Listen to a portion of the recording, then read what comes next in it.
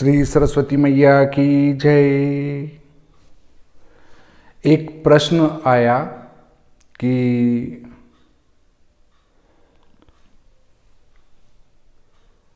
जो हमारे माता पिता हैं वे खुद दुख देख के भी अपने बच्चों को खुश देखना चाहते हैं, प्रसन्न देखना चाहते हैं। वे खुद मेहनत करते हैं अपने बच्चों को खुश करने के लिए, अनेक प्रकार के कष्टों को सहते हैं अपने बच्चों को खुश करने के लिए। तो फिर मृत्यु के बाद वो जब पितृ बनते हैं तो पितृदोष कैसे आ सकता है? क्या वे ही माता पिता अपने पुत्रों को कष्ट दे सकते हैं?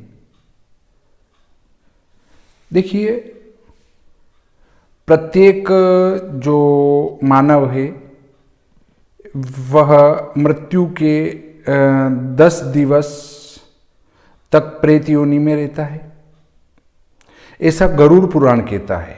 गरुड़ पुराण में लिखा है कि मृत्यु के बाद वह प्राणी अंगुष्ठ मात्र का शरीर धारण कर लेता है और अंगुष्ठ मात्र का शरीर धारण करने के बाद वह भ्रमता रहता है। न वह कुछ खा सकता है, न कुछ पी सकता है और अन्य न कोई कार्य कर सकता है। परंतु जब 10वें दिन के पिंड दिए जाते हैं तो 10वें दिन के पिंड से उस प्राणी का 1 हाथ भर का शरीर हो जाता है और 1 हाथ भर का शरीर हो जाने के बाद अब आप कहेंगे फिर वो दिखता नहीं है। भाई, वो वायु रूप होता है। वायु रूप में ही वो 1 हाथ भर का शरीर होता है। हाथ भर का शरीर हो जाने के बाद में उनको भूख लगती है, प्यास लगती है और तब 11वें दिन जो पिंडदान दिए जाते हैं और 12वें दिन जो पिंडदान दिए जाते हैं उन पिंडों का वह प्राणी भक्षण करता है। अब आप कहेंगे इतने पिंडों का भक्षण करता है? नहीं, उन पिंडों में अलग अलग देव के नाम के पिंड होते हैं, वे उनको जाते हैं और जो उस प्राणी के नाम का मात्र एक पिंड होता है उसी का हकदार वह प्राणी होता है।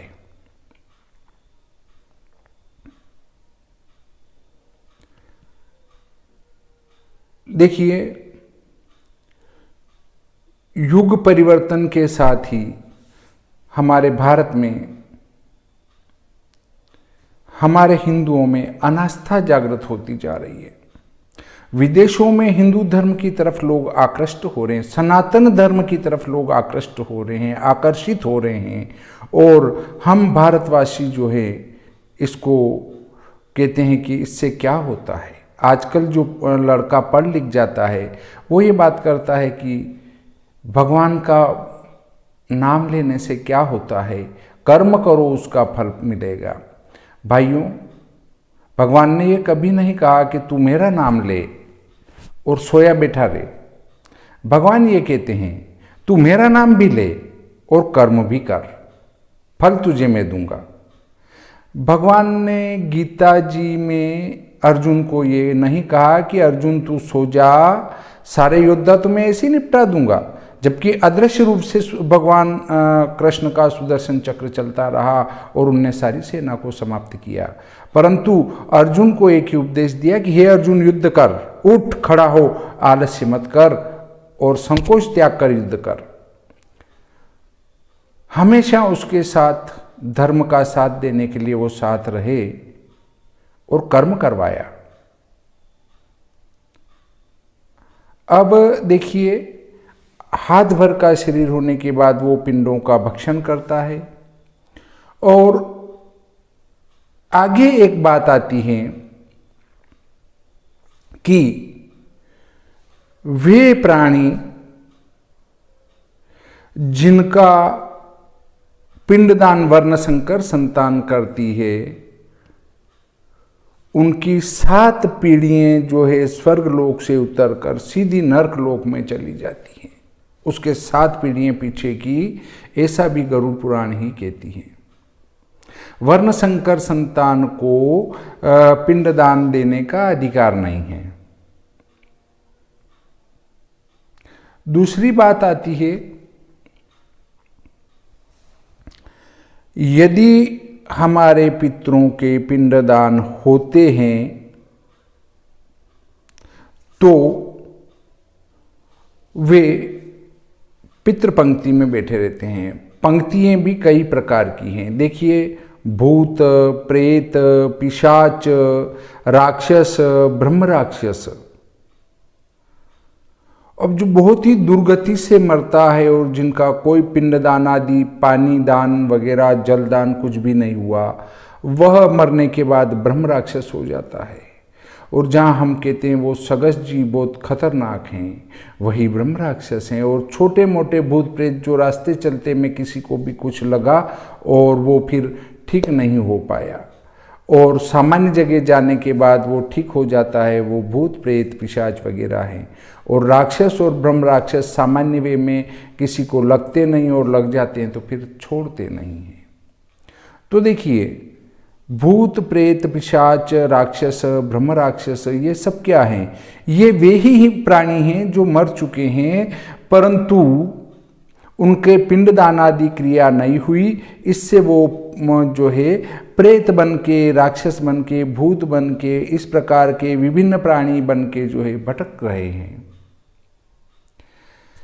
अब यदि आप कहेंगे हमारे तो सभी के पिंडदान हो गए, कई बार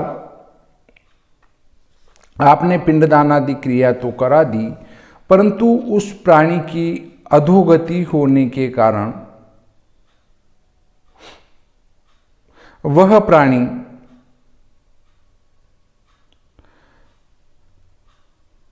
सुगति में नहीं जा पाता है।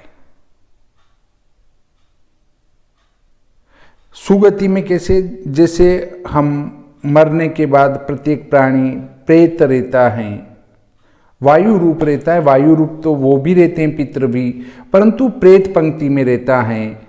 और जैसे ही उसके पिंडदान आदि क्रिया हुई और सपिंडीकरण होने के बाद में वह प्रेत पंक्ति से उठकर पितृ पंक्ति में चला जाता है। अब जो भूत प्रेत पिशाच हैं वो तो सामान्य वे में उठकर यहाँ चले जाते हैं, परंतु जो राक्षस ब्रह्म राक्षस बन चुके हैं वे इस सामान्य पिंडदान की प्रक्रिया से सदगति को नहीं जाते हैं। जो भूखा मर गया, जो किसी वेदना को सहन करते हुए मर गया, या फिर किसी ने हत्या कर दी, किसी ने आत्महत्या कर ली, किसी को सांप ने काट लिया, जहर खा लिया, ये जो है राक्षस ब्रह्म राक्षस योनि में जाते हैं और वे सामान्य पिंडदान की प्रक्रिया से प्रसन्न नहीं होते हैं। तब उनके लिए नारायण नागबलि का विधान होना चाहिए। और हमारा जो पृथ्वी का सबसे बड़ा स्थान है बद्री क्षेत्र में ब्रह्म कपाल, ब्रह्मा जी का 5वां सिर वहाँ गिरा हुआ है, वहाँ पिंडदान देने के बाद वो प्राणी सदगति चला जाता है। या सदगति न भी गया तो प्रेत पंक्ति से उठकर पितृ पंक्ति में चला जाता है। अब आप कहेंगे फिर वो आशीर्वाद क्यों नहीं दे सकते? देखिए, प्रेत भूत पिशाच राक्षस ब्रह्म राक्षस ये स्वयं भी कुछ खाने के हकदार नहीं हैं, भूखे प्यासे ही रहना पड़ता है। ये शुद्ध जल पीने के अधिकारी नहीं हैं। शुद्ध जल के किनारे बैठ सकते हैं, उसमें अंदर कूद सकते हैं, परंतु उसको पीने का अधिकार नहीं है। तो आप कहेंगे क्यों नहीं है? क्योंकि जल के ऊपर वरुण देव का पहरा है और वरुण देव ऐसे प्राणियों को जल पीने का अधिकार नहीं देते हैं। तो उन्हें उस सीमा का पालन करना होता है और वो शुद्ध जल का पान नहीं कर सकते हैं। उन्हें हमेशा ही अशुद्ध जल जो है वो पीना पड़ता है और उसको पीने के लिए बाध्य होना पड़ता है। इसलिए शास्त्र क्या कहता है कि जब हम तर्पण पिंडदान आदि करें तो गीले कपड़े पहनकर करें, क्योंकि उससे गिरने वाली जो बूंदे हैं वे पितृ उन्हीं का पान कर सकते हैं। इसलिए जब भी तर्पण पिंडदान आदि करें तो अशुद्ध कपड़े पहनकर उनको गीले कर कर कभी न करें। हमारे ऊपर जो कपड़ा हो वो पवित्र शुद्ध हो, ताकि उससे गिरने वाली बूंदें भी शुद्ध होगी और वे ही हमारे पितृ जो है ग्रहण करेंगे। देखिए, जब भूत प्रेत पिशाच राक्षस ब्रह्म राक्षस स्वयं न कुछ खा सकते हैं न कुछ पी सकते हैं, अब वो भूखे प्यासे ही इस ब्रह्मांड में भ्रमण करते रहते हैं और तब उन्हें अपने बेटे पोते ही दिखते हैं। तो वो जब कुछ खा पी नहीं सक रहे हैं, भूखे प्यासे हैं, तो क्या वो तकलीफ नहीं देंगे? हमें भी जब अपने बच्चों पर गुस्सा आ जाता है तो हम भी उनको चांटा मार देते हैं, कुछ डांट फटकार देते हैं। वैसे ही पितृ न तो चांटा मार सकते हैं न डांट फटकार सकते हैं, तब वे उस घर में नाना प्रकार के क्लेशों को उत्पन्न कर देते हैं, ताकि वो जो घर के हैं वो ये समझें कि भाई मेरे घर में पितृदोष है। अनेक प्रकार के क्लेश बने रहना, तनाव बने रहना, अपने आप को अपमानित महसूस करना, कोई लंबी बीमारी लग जाना, पैसा आया परंतु रुकना नहीं। इसके बाद यदि हमने कोई माल खरीदा तो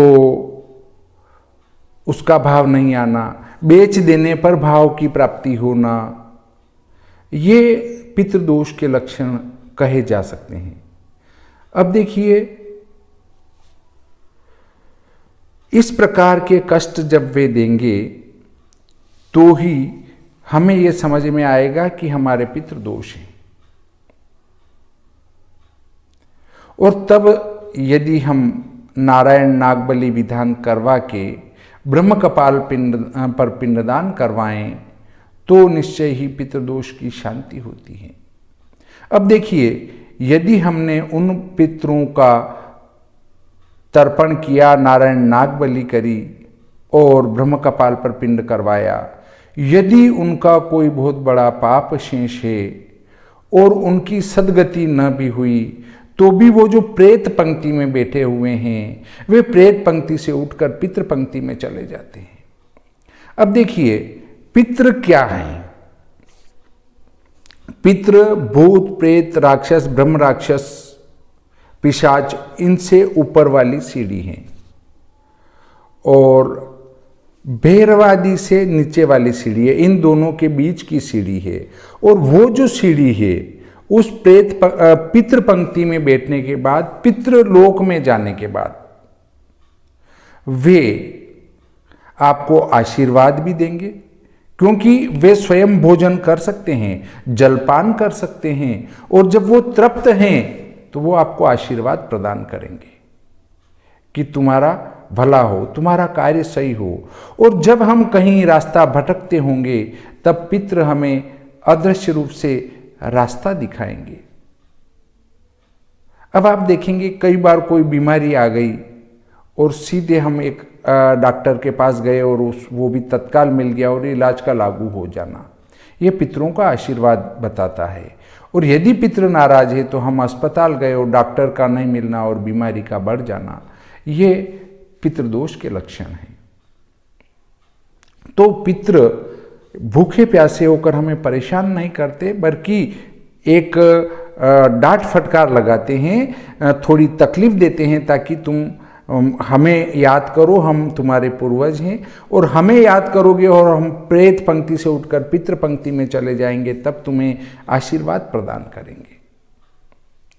तो ये बात समझ में आ चुकी होगी कि मरने के बाद यदि प्राणी का पिंडदान व्यवस्थित नहीं हुआ या उनका पाप बड़ा हुआ तो भूत प्रेत पिशाच राक्षस ब्रह्म राक्षस बनते हैं, और वे आशीर्वाद नहीं देकर पितृदोष के लक्षण बताते हैं और पितृदोष उत्पन्न करके विभिन्न कार्यों में विभिन्न प्रकार की बाधाएं उत्पन्न करते हैं, वैवाहिक संबंध न होने देना और अनेक कठिनाइयों को उत्पन्न कर देते हैं। परंतु जब वे ही भूत प्रेत पिशाच राक्षस ब्रह्म राक्षस में गए हुए पितृ वहाँ से उठकर सीधे पितृ पंक्ति में आ जाते हैं, तब वे सब कुछ भक्षण करने भी लग जाते हैं। सब कुछ का अर्थ है अन्न जल भक्षण करने लग जाते हैं, और जब वे तृप्त होते हैं तो प्रसन्न होते हैं, और प्रसन्न होकर आशीर्वाद देते हैं और हमारा मार्गदर्शन करते हैं। अब आप कहेंगे सब हमारे पितृ तो सदगति चले गए। अगर आपके पितृ सदगति भी चले गए तो हमारे सकल समाज के जो पितृ हैं वो अर्यमा जी हैं। आप यदि आपके पितृ सदगति चले गए और कोई पिताजी के निमित्त या माताजी के निमित्त या भाई बहन या अन्य किसी पितृ के निमित्त कोई दान कर रहे हैं और वे पितृ नहीं हैं, तो फिर उस दान को सीधा ग्रहण करते हैं अर्यमा जी महाराज। भगवान नारायण ने ही एक पितृ अर्यमा का अवतार धारण कर रखा है, जो सकल प्राणियों के भले के लिए है, और वे उस भोजन को ग्रहण करके या अपने दिए गए दान को ग्रहण करते हैं, और वह जो प्राणी हैं हमारे पिताजी या माताजी भाई बहन अगली योनि में जिस योनि में हैं, वे उस रूप में जो है उनको वो चीज़ जाके प्रदान करते हैं। अब देखिए, एक गाय बहुत भूखी है और वो जा रही है, आगे एक ट्रैक्टर जा रहा है, उसके अंदर हरा घास भरा है, और अचानक ही उसमें से घास इतना सारा जितना उसका पेट भर जाए गिर जाता है, और ट्रैक्टर वाले को पता नहीं है, और वो गाय या वो बैल उस घास को खा लेती है और तृप्त हो जाती है। ये बताता है कि हमने दिया था पितृ के निमित्त भोजन और वो ग्रहण किया अर्यमा जी ने, और चूंकि वहाँ वो गाय या बैल योनि में हैं और उनको अर्यमा जी ने दूसरे रूप में वहाँ पर ये दे दिया भोजन। तो ये होता है हमारा जो शास्त्र में लिखा हुआ मत है उसके अनुसार कि हम यदि पितृ सदगति चले गए तो क्या करें। बहुत सारे व्यक्ति ये कहते हैं कि हम तो हमारे माँ बाप को माता पिता को गया जी छोड़ आए, जैसे कोई गाय भैंस बैल बकरी थी जो उनको जो है ले गए और वहाँ छोड़ के चले आए।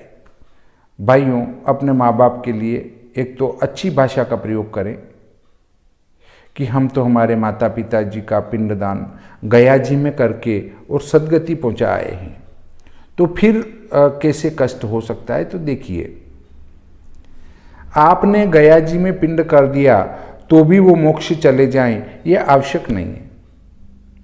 हो सकता है वो पितृपंक्ति में भी ना जाएं, क्योंकि गया जी पैर हैं, हरिद्वार नाभि हैं और ब्रह्म कपाल सिर हैं।